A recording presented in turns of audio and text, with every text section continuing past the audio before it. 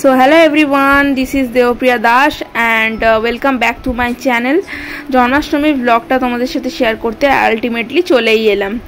তো যাই হোক, সেদিনকে ভোর ভোর উঠে পড়েছিলাম। আর এটা তো আমার আগের গোপাল, যেটা আমি দীঘার থেকে নিয়ে এসেছিলাম 2 বছর আগে। তো ওকে ভালো করে স্নান টান করিয়ে নতুন জামা কাপড় পরিয়ে দিয়েছিলাম আর একটু আদরও করে দিয়েছিলাম। আর এটা তো আমার নতুন গোপাল, আর ও ভালো করে স্নান তো মানে জাস্ট আমি জল দিয়েই করিয়েছিলাম, আর বাকিটা ঠাকুরমশাই করে দিয়েছিল যখন পুজো করছিল। জন্মাষ্টমীর দিনই আর কি প্রতিষ্ঠা করা হয়েছে গোপালটাকে, তারপর রাধা কৃষ্ণ আর গণেশ 3টে ঠাকুরই আর কি প্রতিষ্ঠা করা হয়েছিল জন্মাষ্টমীর দিনকে। তো আমি একদম চুড়িদারই পরেছিলাম সকাল সকাল, আর শাড়িটা পরিনি। তো আমি কাজ বাজ করছিলাম আর কি, যতটা পারি ততটা করছিলাম। সব কাজ তো আমি পারি না। আর প্রথম আমি একটু পুজোর কাজে বাড়ির সবাইকে হেল্প করছিলাম। আর গোপাল পুজোটা আমার কাছে অনেকটা স্পেশাল। আর এখানে আমি একটু পঞ্চপ্রদীপটা সাজাচ্ছিলাম, তারপরে এখানে পঞ্চপ্রদীপটা সাজিয়ে নিয়েছিলাম। তারপরে আস্তে আস্তে টুকটুক করে ফুল টুল বাছা এইসব আর কি করছিলাম, তুলসী পাতাগুলো বাছছিলাম। এখানে ঠাকুমাও একটু কাজ ফাজ এগিয়ে দিচ্ছিল, সব কিছু করছিল।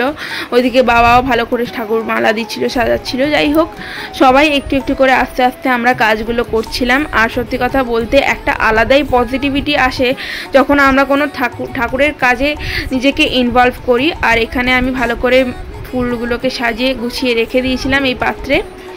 যাই হোক, তারপরে আর কি তারপরে এখানে বাবা বলল যে মুড়ি আর চিড়ে আর মুরগিটা ভালো করে তুই সাজা। তারপরে আমি ওটাকে যতটা পেরেছি করেছি, তারপরে বাবা ঠিক করে দিয়েছিল। তো যাই হোক, আস্তে আস্তে সবই মোটামুটি কমপ্লিট করা হয়ে গেছিলো। আমাদের 3 জনে তাড়াতাড়ি করেই করেছিলাম। তারপরে ঠাকুরমশাই এসে আস্তে আস্তে করে পুজো স্টার্ট করে। তারপরে বলেইছিলাম যে ঠাকুরমশাই এসেই স্নান করাবে, তো স্নান টান আস্তে আস্তে করাচ্ছিল। আর খুব সুন্দর করে 3 জনাকে স্নান করানো হলো। তারপর ভালো করে নতুন জামা কাপড় সবাইকে পরানো হয়ে গেছিলো। তারপরে আর কি ভালো করে পুজো টুজো আরতি সব কিছু করা হলো। তারপরে জন্মাষ্টমীর কথা শোনা হলো। একটা আলাদাই মানে ফিলিংস কাজ করছিল। সিরিয়াসলি এত পজিটিভিটি আসছিল, এত একটা মনে একটা আনন্দ আসছিল। আর জন্মাষ্টমীটা আমার কাছে প্রচুর স্পেশাল। আমার সবার কাছেই স্পেশাল হয় এই দিনটা, কারণ মানে 90% মানুষের কাছে এখন গোপাল আছে। তো ওরা এই দিনটা খুব ভালো করে সেলিব্রেশন করে এখন।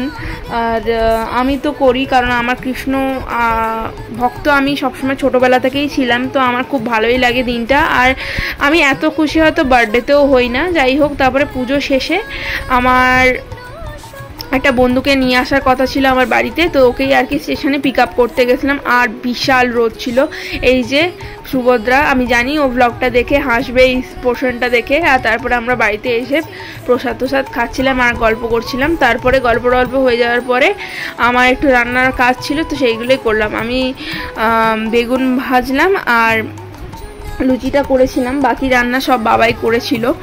তো তারপরে আমরা খাওয়া দাওয়া করছিলাম। খাওয়া দাওয়া কমপ্লিট করার পরে আমরা তারপরে একটু গল্প করছিলাম। তা ভাবলাম যে একটুখানি ছবি টবি তোলা যাক, কারণ সবসময় তো আর আসতে পারবে না।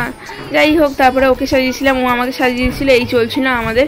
তারপরে আমরা সেজে গুজে একদম টুম্পাসোনা হয়ে আমরা সাজগোজ করে অনেক ছবি ক্লিকস করেছিলাম।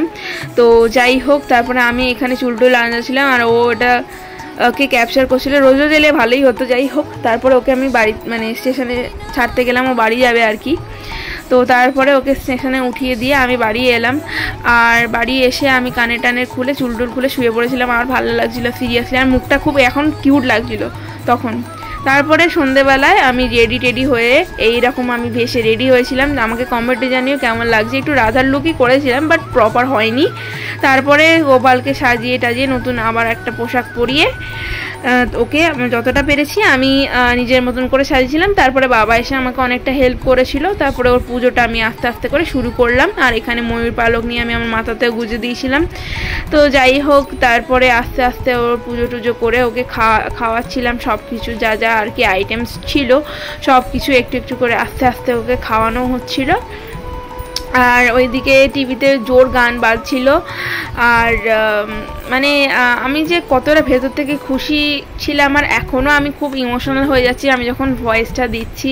মানে এটা আলাদাই অনুভূতি, এই অনুভূতিটা না মানে জাস্ট কারোর সাথে শেয়ার করা যাবে না। মানে এত ভালো লাগছিল পুজোটা করছিলাম যখন, একটা আগের বছরও করেছিলাম। তারপরে আর কি, তারপরে 108 বার আমি জব টপ করে নিয়েছিলাম, নাম করে তারপরে ওই আর কি ওখানে গান বাজছিলো তো আমি একটু নাচছিলাম। তারপরে একটুখানি দেখিয়ে দিলাম কেমন কি রেডি হয়েছিলাম। তো এটা আমি টোটালটা আমি একাই রেডি হয়েছি, চুলটা একটু বিগড়ে গেছিলো, কিছু মনে করো না গাইস। যাই হোক, তারপরে এখানে টিভিতে গান বাজছিলো আমি বলেইছিলাম। তারপরে মেকআপটা আমার তুলতে ইচ্ছা করছিল না, এত সুন্দর আমার মুখটা লাগছিলো সেদিনকে, মেকআপটা কি সুন্দর বসেছিল।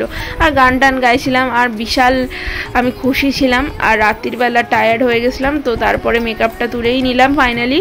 তুলে একটুখানি রেস্ট নিয়ে তারপরে ভোগ প্রসাদ খেয়ে নিয়েছিলাম আর কি। তারপরে আর কি শরীর একদম ছেড়ে দিয়েছিল খাওয়া দাওয়া করার পরে।